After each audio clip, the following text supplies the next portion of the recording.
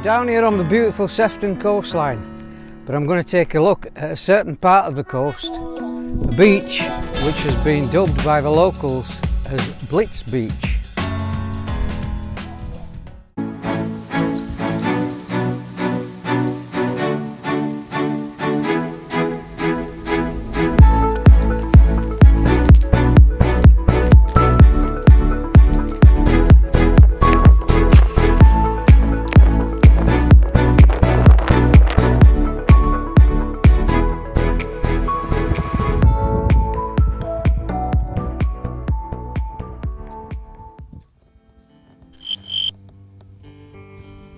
The Sefton coast stretches about 20 kilometres between Southport and Liverpool. It's home to an array of wildlife and is designated as a site of special scientific interest.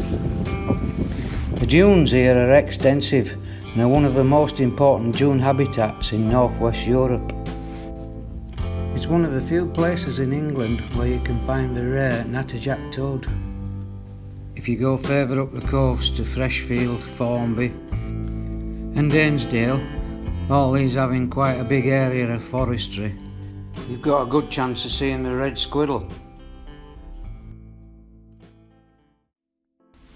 It's a brilliant place for a day out, just to get away from it all.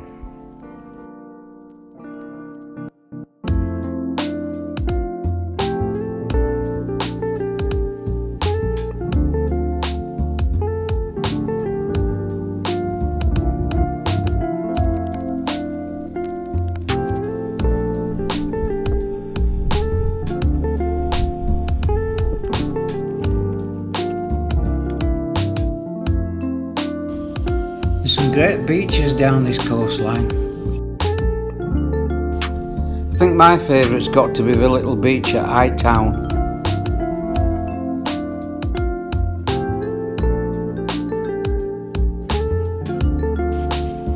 The beach I'm going to take you to has got certain connections to the 1940s and the Second World War. Liverpool, along with Birkenhead, Wallasey and Bootle, was the most heavily bombed city outside of London. The first bombs fell in the summer of 1940 and continued right up until November the 2nd, 1941. The first major raid came on the 28th of August 1940. The bombing was continuous and there was other major raids in November and also in December. The following year of 1941, raids continued. There had been many casualties and lots of tragic stories, but by the end of April, things were about to get worse.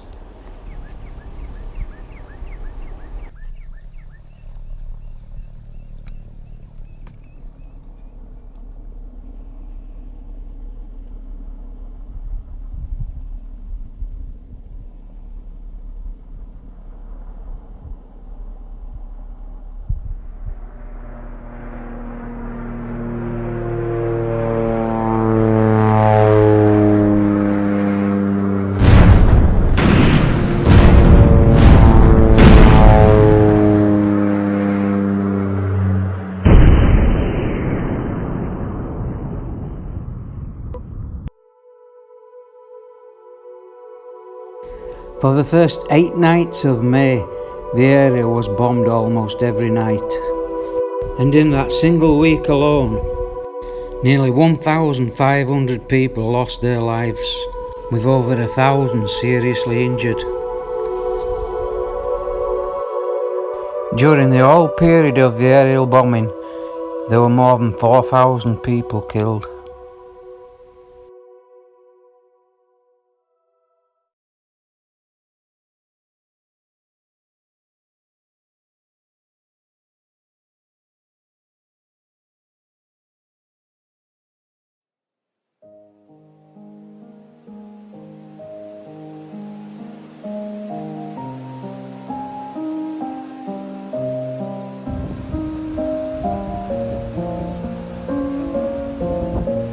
Between the 4 boroughs, more than half the housing was damaged and over 10,000 destroyed. Something had to be done about removing the debris and getting the city up and running again. Some of the rubble was shipped abroad, but a lot of it ended up here in a 2-mile stretch between Crosby and Hightown.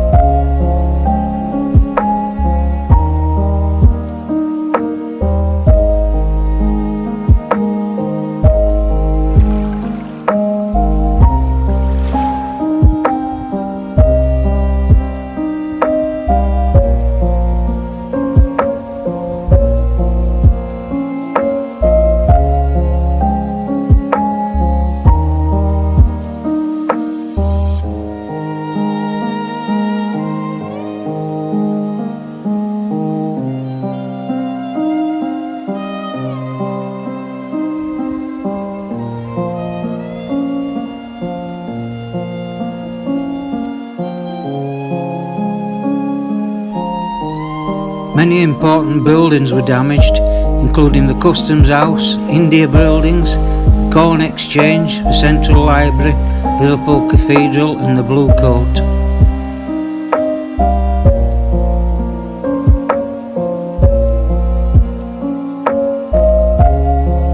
Over the years, the rubble is slowly being exposed by the sea.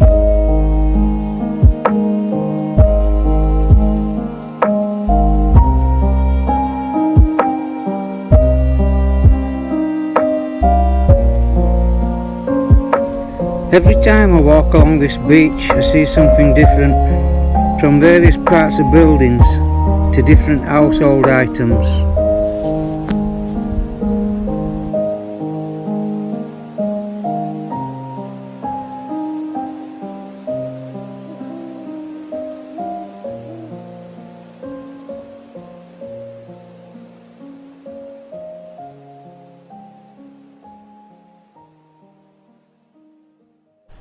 This looks like a bit of maybe a skirting, but it's proper tile. Still fastened to the cement there. Not sure exactly, but it's nice.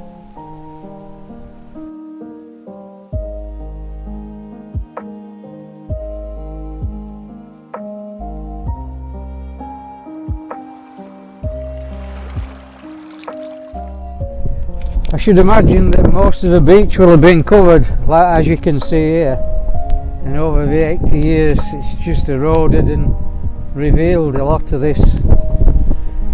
Probably a lot more to be revealed underneath here. There's all sorts of tiles, bricks, you name it.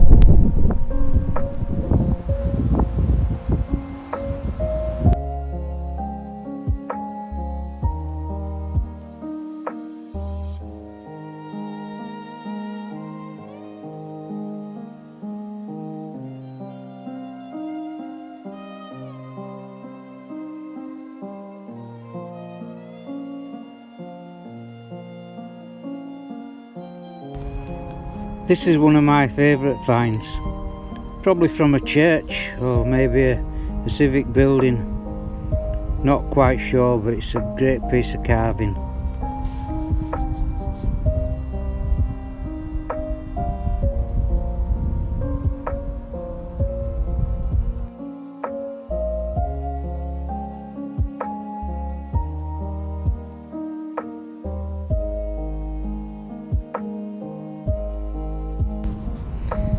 There are some large parts of buildings, but right down to the single bricks, with many of them displaying the manufacturer's name.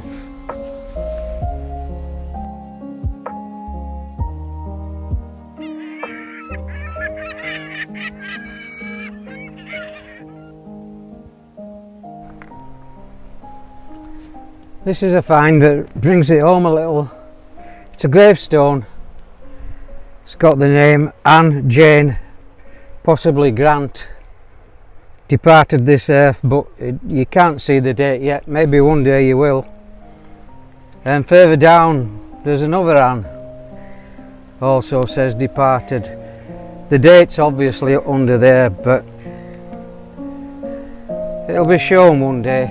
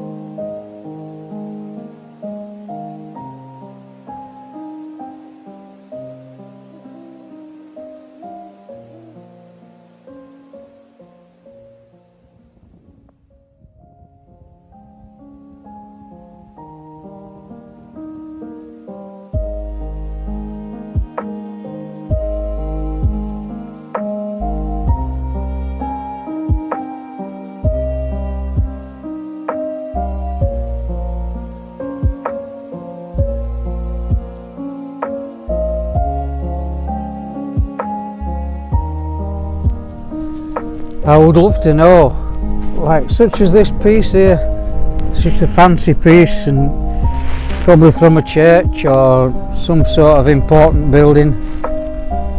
As far as I know, there's a young girl, a student, who's trying to find out all these pieces, piece them together to different places. I hope she does it. It'd be brilliant if she does.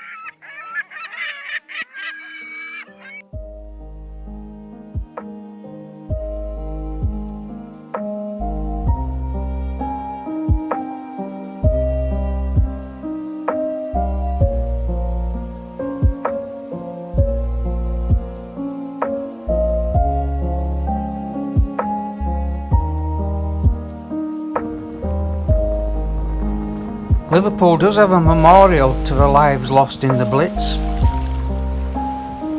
It's based in the grounds of St Nicholas near the pier head. It depicts a woman holding her baby whilst trying to coax their young son down to safety.